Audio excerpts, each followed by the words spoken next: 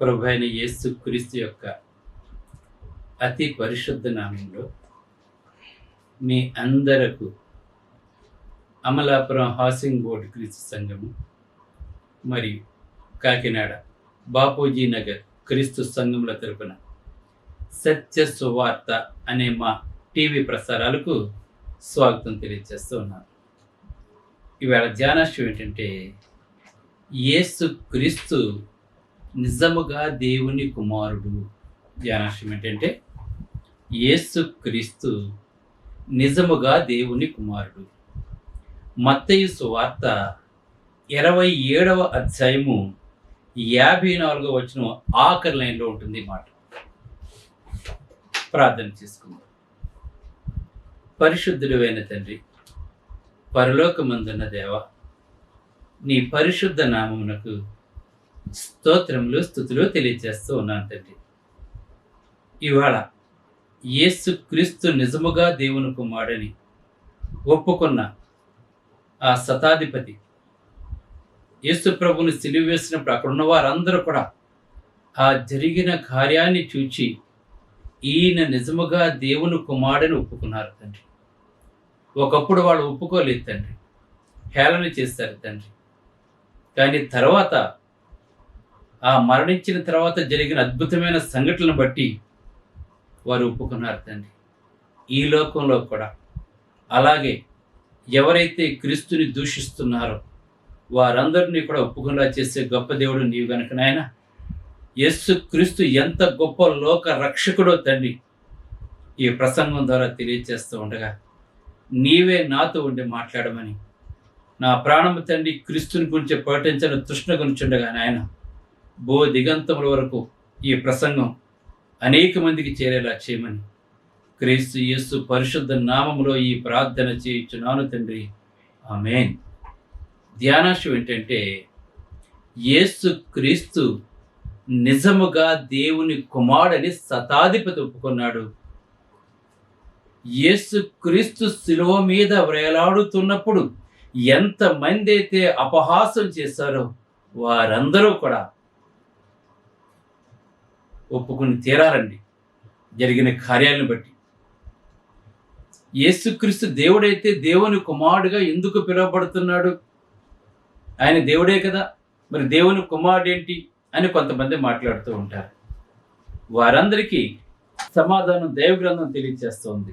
అదేంటంటే, యోహాను సువార్త 5వ అధ్యాయము 18వ వచనం కనుక 17-18 వచనాలు కనుక మనం చూసినట్లయితే, యేసు ప్రభు బతికుండగా మాట్లాడుతున్న మాటలండి. అంటే 2000 సంవత్సరాల క్రితం మాట్లాడుతున్న మాటలు.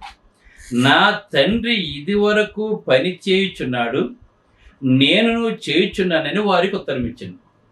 అక్కడున్న శాస్త్రులు, పరిసయ్యులు, ప్రధాన యాజకులతో ప్రభువైన యేసుక్రీస్తు వారు మాట్లాడుతూ, నా తండ్రి ఇది వరకు పని చేయుచున్నాడు, నేను చేయుచున్నానని వారికి ఉత్తరం ఇచ్చాను. దేవుడు తన సొంత తండ్రి అని చెప్పి యేసు ప్రభు వారు దేవుడు అంటే తండ్రి అయిన దేవుడైనటువంటి యెహోవా అంటే యెహోవాను తన తండ్రిగా సంబోధించుకున్నాడు గనక ఇక్కడ మాట్లాడుతూ దేవుడు తన సొంత తండ్రి అని చెప్పి తన్ను దేవునితో సమానముగా చేసుకొనెను గనక, అక్కడ యూదులు అంటున్నారు దేవుడైన యెహోవాను తండ్రి అని చెప్పుకున్నాడు. తండ్రి అని చెప్పుకున్నాడు అంటే తన కుమారుడైతే దేవునితో సమానం చెప్పుకున్నాడు అని చెప్పి ఇక్కడ మనకు రాయబడి ఉందండి. యేసుక్రీస్తు దేవుడు కాడు అని వాదించే ప్రతి ఒక్కడూ కూడా యేసుక్రీస్తు తండ్రి అని చెప్పి యెహోవాను సంబోధించాడు అంటే, ఇక్కడ శాస్త్రులు, పరిసయ్యులు, ప్రధాన యాజకులు కూడా వాళ్ళ ధర్మశాస్త్రమును అపోసన చేసినటువంటి వారందరూ కూడా తన్ను దేవునితో సమానుడిగా చేసుకున్నాడు యేసుప్రభు మాట్లాడుతున్నాడు. గమనించండి, ఇక్కడ అంటే తండ్రి అని పిలిచాడంటే యేసుప్రభు దేవునితో సమానుడు అర్థం అండి. ఆయన దేవుడు కాకపోతే దేవునితో సమానుడు అని చెప్పి ఎలా చెప్పుకుంటాడు? అర్థం చేసుకోవాలి. కొంతమంది లేఖనాలు తెలియనటువంటి వాళ్ళు యేసుక్రీస్తు దేవుడు కాదు, యెహోవాయే దేవుడు అని మాట్లాడుతూ ఉంటారు. ఆయన దేవునితో సమానం చెప్పి చెప్పుకున్నాడని చెప్పి ఇక్కడ యూదులు, శాస్త్రులు, పరిసయ్యులు అందరూ మాట్లాడుతున్నారండి. ఇక్కడ దేవుని యొక్క లేఖనం తెలియజేస్తుందండి. ఇంకా ఫిలిప్పీలకు రాసిన పత్రికలో తండ్రితో సమానముగా ఉండకూడని భాగ్యమును, చూడండి, తండ్రితో సమానుడు కానీ ఆ భాగ్యాన్ని విడిచిపెట్టి లోకంలోకి వచ్చాడని చెప్పి అక్కడ అపోస్తలుడైన పౌలు మనకు తెలియజేస్తున్నాడు. పరిశుద్ధాత్మ ద్వారా వ్రాయబడిన మాటలండి. ఈ పరిశుద్ధాత్మ ద్వారా వ్రాయబడిన మాటలను కూడా అనేక మంది వేళ తప్పుగా వక్రీకరిస్తున్నారు వేళ.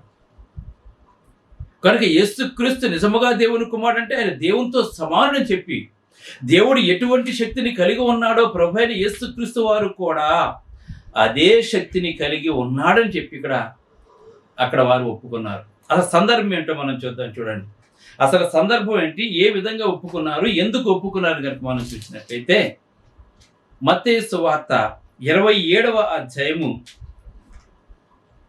చూసినట్లయితే ప్రభు అయిన యేసుక్రీస్తు వారు సిలువ వేయబడ్డాడు. కలవరి కొండ మీద సిలువ వేయబడ్డారని ప్రభు అయిన యేసుక్రీస్తు వారు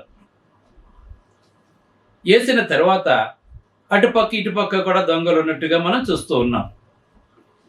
సిలువ వేసినప్పుడు శరీరంతో ఉన్నవారు ఎటువంటి బాధను అనుభవిస్తారో ప్రభు అయిన యేసుక్రీస్తు వారు కూడా శరీరంతో ఉన్నారు గనక, ఆ చేతులు కాళ్ళు మేకులతో వేలాడుతున్నాడు గనక అత్యంత భయంకరమైన ఘోరమైన బాధను అనుభవిస్తున్నారండి. అత్యంత పాశవికమైన ఘోరమైన మరణం ఏదైనా ఉన్నది అంటే అది సిలువ మాత్రమే. ఊరేసుకుంటే ఇంత బాధ ఉందండి. ఒక 2 నిమిషాలు గిలగిల కొట్టుకున్నట్టు చచ్చిపోతాడు.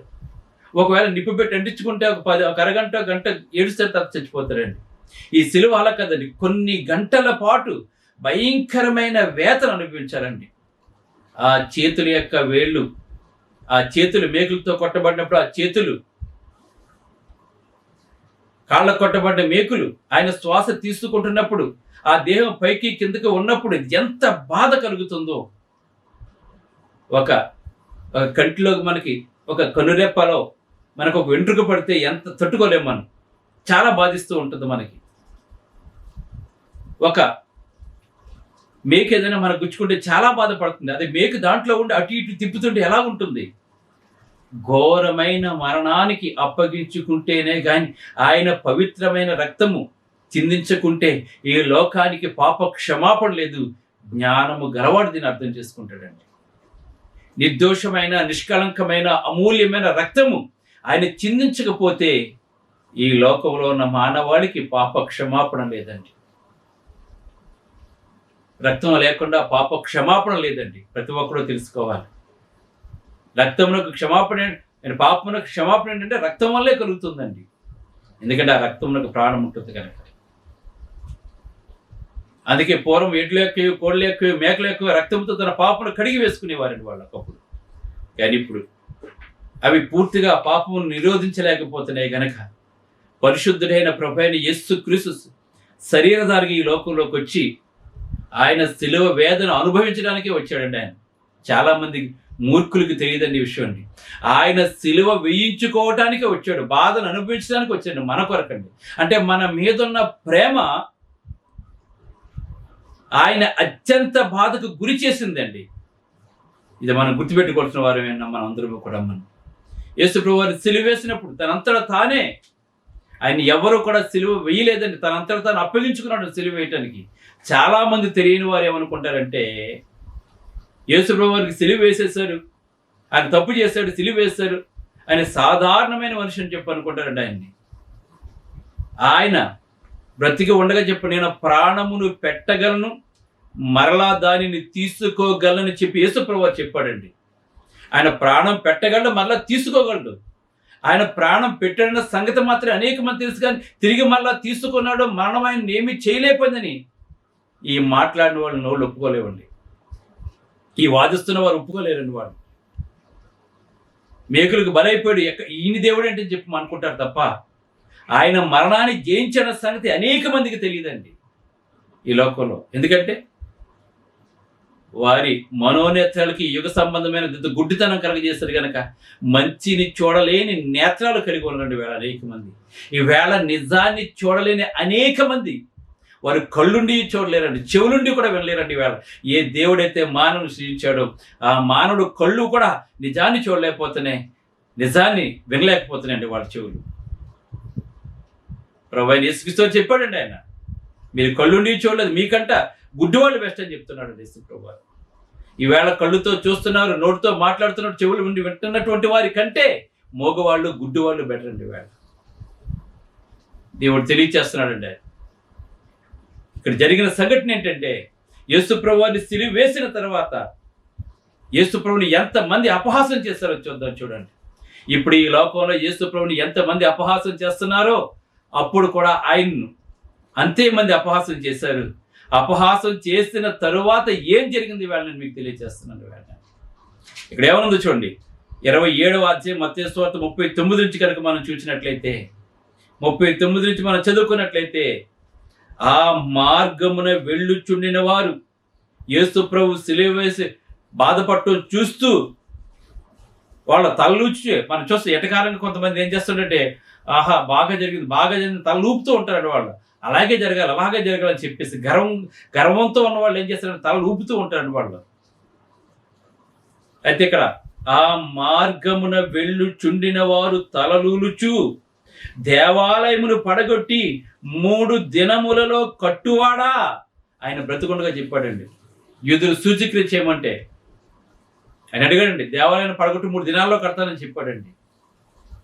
దేవాలయం అంటే తన దేహం గురించి చెప్పుకున్నాడండి. ఆయన సిలువలో నేను మరణిస్తాను, 3 దినాలు సమాధిలో ఉంటాను, మళ్ళీ తిరిగి లేస్తానని చెప్పుకున్నాడండి. మనుషులకు అర్థం కాలేదండి అని చెప్పిన భాష. వీళ్ళు అనుకుంటున్నారు యెరూషలేము దేవాలయాన్ని పడగొట్టి 3 దినాల్లో కట్టేస్తానని చెప్పానని చెప్పి మనుషులందరూ అనుకుంటూ ఉన్నారండి. అయితే ఆ మాటలు విన్నటువంటి వారు ఏమంటారంటే, దేవాలయమును పడగొట్టి 3 దినములలో కట్టువాడా, నిన్ను నీవే రక్షించుకొనుము. నీవు దేవుని కుమారుడవైతే, అంటే దేవునితో సమానుడవైతే నీవు దేవుని సిలువ మీద నుండి దిగమని చెప్పుచు ఆయనను దూషించిరండి. దూషిస్తున్నారండి. వేళ కలిగినదంతయు ఆయన ద్వారానే కలిగింది. ఈవేళ మాట్లాడుతున్నటువంటి వారు కూడా ఆయన ద్వారానే కలిగారండి. ఏ దేవుడైతే మానవుణ్ణి చేశాడో ఆ మానవుడు తలలూచుచు దేవాలయమును పడగొట్టి 3 దినాల్లో లేపుతానన్న మొనగాడా, ముందు నువ్వు సిలువ నుంచి లెగిసి నువ్వు దేవుని కుమారుడైతే ముందు సిలువలోంచి బయటికి రాని మాట్లాడుతున్నారండి. ఆయన వస్తాడు, 3వ దినం వస్తానని చెప్పండి, అప్పుడు వస్తాడండి ఆయన, ఇప్పుడు రాడండి. ఆయన దూషిస్తున్నారండి. ఇప్పుడు ఎలాగైతే యేసు క్రీస్తుని దూషిస్తూ ఉన్నారో, 3 మేకులు లాక్కోలేని వాడు దేవుడు ఎలాగవుతుంది అపహాసం చేస్తున్నారు. వీళ్ళ కూడా నువ్వు దేవుని కుమారుడని చెప్పుకున్నావు కదా, దేవునితో సమానుడు కదా నువ్వు, అయితే సిలువ నుంచి దిగిరామని చెప్పి దూషిస్తూ ఉన్నారండి. తండ్రి చూస్తున్నాడు, కుమారుడు వింటున్నాడు. ఆయన బాధపడుతూ ఎవరి కొరకు బాధపడుతున్నాడు? తల్లిదండ్రులు పిల్లలు పాడైపోతే ఎవరి కొరకు బాధపడతారు? తల్లిదండ్రులు పిల్లల కొరకు బాధపడతాడు. ఆ పిల్లవాడు తన కళ్ళ ముందు నశించిపోతుంటే, భయంకరమైన జబ్బుతో చావుకి దగ్గరగా ఉంటుంటే, ఆ బిడ్డను బ్రతికించుకోలేకపోతే ఎలా బాధపడుతున్నారు తల్లిదండ్రులు? ఈవేళ నువ్వు పాపంలో చనిపోతుంటే, నరకానికి వెళ్ళిపోతుంటే, నువ్వు నిజమైన దేవుని తెలుసుకోలేకపోతే సృష్టికర్త కూడా అలాగే బాధపడుతూ ఉంటాడండి. దూషిస్తున్నారండి వేళ. అలాగనే శాస్త్రులను, పెద్దలను, ప్రధాన యాజకులు కూడా ఆయనను అపహాసం చేస్తానండి వేళ. వాళ్ళేమో దూషించి వెళ్ళిపోయారండి మార్గాన్ని వెళ్ళేవాళ్ళు. ఈ శాస్త్రులు, ప్రధాన యాజకులు వీళ్ళేం చేస్తారండి? వీళ్ళు ఇప్పుడు పెద్దలను ఎలాగండి? వీడు చూడండి, భాష చూడండి, వీడు ఇతరులను రక్షించను. చాలా మందిని రక్షించాడండి. కుష్ఠవ్యాధిని బాగు చేశాడు, చనిపోయిన వాడిని లేపాడు. ఒక మానవుడు అయితే చనిపోయిన వాడిని ఎలా లేపుతాడు? నీటి మీద ఎలా నడుస్తాడు? ఎన్నో అద్భుతాలు, సూచక్రియలు చేశాడు యేసుప్రభువారు అండి. యేసుప్రభువారు భూమి మీద చేసిన అద్భుతాలు, సూచక్రియలు ఈ లోకంలో దేవుడిగా పిలవబడుతున్న ఏ ఒక్కడూ కూడా చేయలేదండి. ఎందుకంటే వాళ్ళు నిజం కాదు గనక. యేసుక్రీస్తు నిజం కనుకండి. చనిపోయిన వాడిని తిరిగి లేపాడండి యేసుప్రభు. ఆయన ఎన్నో అద్భుతాలు, ఆశ్చర్యకార్యాలు, సూచక్రియలు చేశాడండి. ఇది నిజం యేసుప్రభు. నువ్వు నమ్మినా నమ్మకపోయినా కూడా యేసుప్రభు నిజమండి. అయితే అడుగుతున్నారు వేళ, అనేక మంది నువ్వు రక్షించావు కదా, ఇతరులను రక్షించాడు, తాను రక్షించుకోలేదు. ఇశ్రాయేలు రాజు కదా, ఇప్పుడు సిలువ మీద దిగిరా, నువ్వు దిగొస్తే మేము ఉంచని చెప్పి అపహాసం చేస్తున్నానండి. ఆయన సిలువ అనుభవించడానికి వచ్చాడు, దిగి రావడానికి రాలేదండి. ఆయన ఆ సిలువలో మరణించడానికి వచ్చాడు, మరణపు ముళ్ళు వెచ్చడానికి వచ్చాడు. మరణం యొక్క శక్తి నీకు తెలియదు, పాపం యొక్క శక్తి నీకు తెలియదు. నీకు తెలుసుంటే నువ్వు అలా మాట్లాడవు. నువ్వేదో అంటే దిగొచ్చేయడానికి, కోపడి దిగొచ్చేయడం మానవుడు కాదండి ఆయన. దిగొచ్చేయడానికి ఉక్రోషం వచ్చి దిగొచ్చేయడానికి మానవుడు కాదండి ఆయన. ఆ సిలువ వేదన అనుభవించటానికే వచ్చాడు, మన కొరకు ప్రాణం పెట్టడానికి వచ్చాడు ఆయన. అది దేవుడు అంటే ప్రాణం పెట్టేవాడు, ప్రాణం తీసుకునేవాడు కాదండి. ఈవేళ లోకంలో అనేక మంది దేవుడు ప్రాణాలు తీసేశారండి. ప్రాణాలు తీసేసిన సందర్భాలు మనం చూస్తుంటాం మనం. కానీ యేసు ప్రభువు ఏ ఒక్కరి ప్రాణము కూడా తీయలేదండి. ఆయన అందరినీ క్షమించాడు, ప్రేమించాడు. అనేక మందికి మేలు చేసిన ఏకైక దేవుడు ఎవరైనా ఉన్నారంటే అది కేవలం ఒక యేసు ప్రభువు మాత్రమే అండి. ఆయన అందరినీ ప్రేమించాడండి. ఆయన ఈ లోకంలో దేవుళ్ళు అబద్ధం ఆడతారు, దేవుళ్ళు వ్యభిచారం చేస్తుంటారు, ఇంకా దేవుడికి శరీర కోరికలు ఉంటాయి. కానీ యేసు ప్రభువుకి ఎటువంటి కోరికలు కూడా లేవండి. ఆయన జీవించి చూపించాడు ఎలా జీవించాలో. ఇవాళ ప్రపంచం అంతా క్రైస్తవ్యం ఉంటానికి కారణం ఏంటి? ఆయన జీవించిన జీవిత విధానం. ఆయన దేవుడు అంటే ఎలా ఉండాలంటే అలాగే ఉన్నాడండి ఆయన. అది దేవుడు ఎలా ఉండాలో అలాగే ఉన్నాడండి ఆయన. అది ఏ ఒక్కరిని చంపలేదు, ఏ ఒక్కరిని తిట్టలేదు, కపట ఉపాయాలు చెప్పలేదు, కపట ఆలోచన చెప్పలేదు, ఆయన యుద్ధం చేయలేదండి ఎవరితోటి కూడా. ఈ లోకంలో ఉన్న వాళ్ళు యుద్ధాలు చేసేస్తారు, చంపేస్తారు, అది చేసేస్తారు, ఇది చేసేస్తారు, భార్యలు ఉంటారు, పిల్లలు ఉంటారు. కానీ యేసు అటువంటి వాడు కాదండి. దేవునికి ఇటువంటి కోరికలు ఉన్నవాడు దేవునికి. ఆయన సృజించిన వారందరూ కూడా క్షేమంగా ఉండాలని కోరుకునేవాడండి దేవుడు. చంపేవాడు, సృజించిన వారిని చంపేవాడు కాదండి దేవుడు. ఇక్కడ చూడండి, ఇక్కడ ఇంకా మాట్లాడుతున్నానండి. వీళ్ళు కూడా అపహసించారు, వాళ్ళేమో దూషించారు.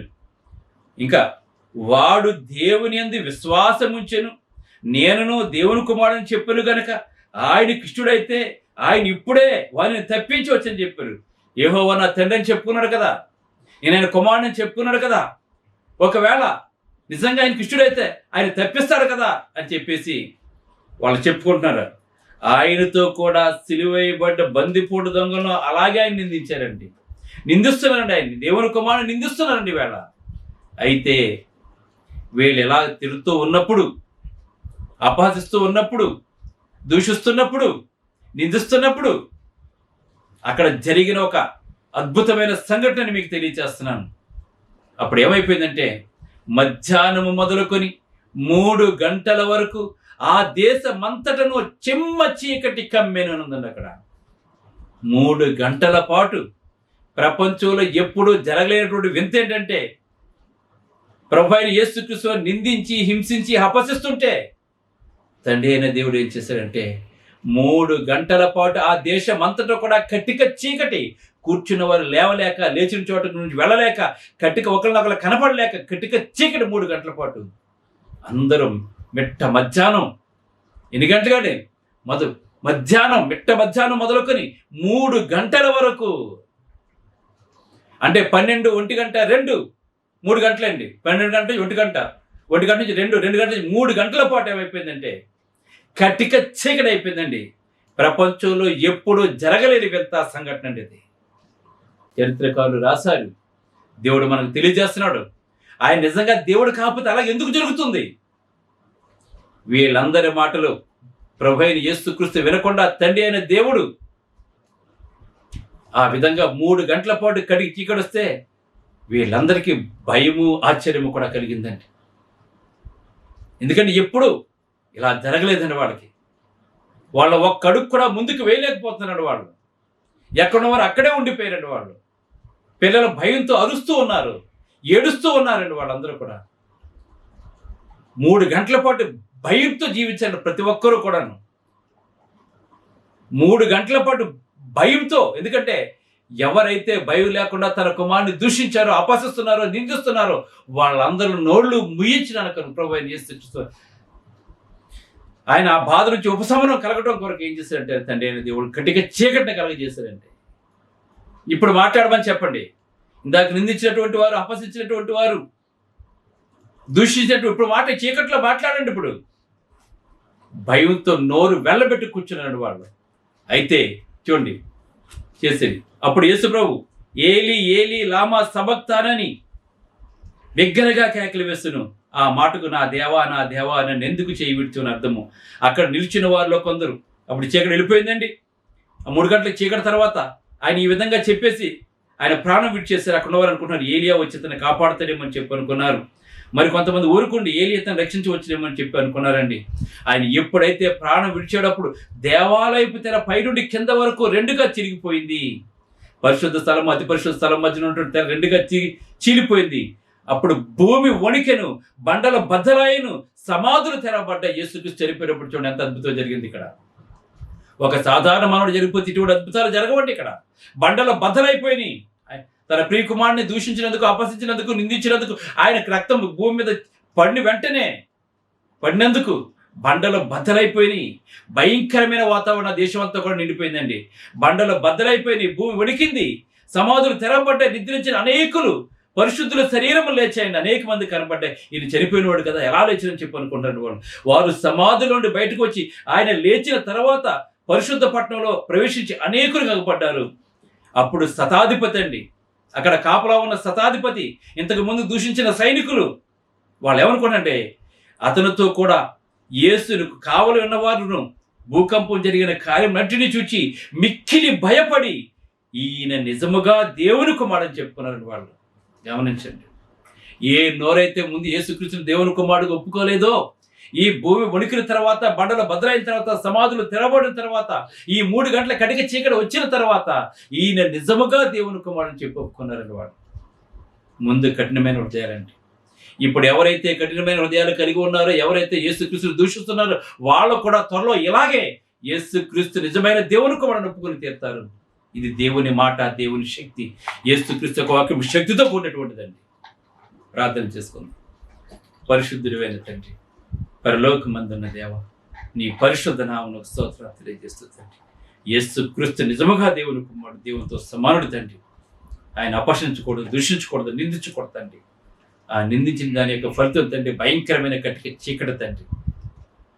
కనుక నాయన వెలుగులో సంతోషంగా జీవిస్తాం, చీకటి అంటే భయపడతాం. అదే అందులోకి కటిక చీకటి అంటే ఎంత భయంకరంగా ఉంటుంది తండ్రి. ఏది కూడా తండ్రి వెలుగు అనేది వాళ్ళకి లేకుండా పోయింది ప్రభు.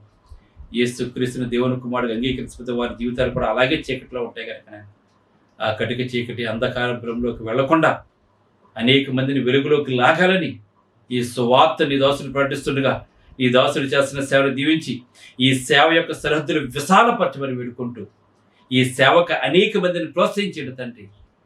అలాగే అమలాపురం కాయలో అద్భుతమైన మందిరాలు నిర్మించుకోవడం నీ కృపతో నింపమని, నీ గుప్పలింపు ఆశీర్వదించమని, నేను నా కుటుంబం ఎల్లప్పుడూ నీ సేవ చేసేలా చేసి మా సేవకు సహకరిస్తున్న మా సహోదరులందరినీ బాగా బలపరచమని, ఈ వాక్యం ప్రతి ఒక్కరు హృదయవాంఛలు తీర్చమని యేసుక్రీస్తు నామమున వేడుకొనుచున్నాను తండ్రి. ఆమేన్. మీ అందరికీ వందనములు. God bless you. Brother George Raju Vara, Church of Christ, Housing Board, Amalapuram, near KIMS Medical College, Konaseema District, 533201. Mobile number 9848730355, 92933174887. Email ID georgerajuvara@gmail.com. Website www.helpingforpoor.com.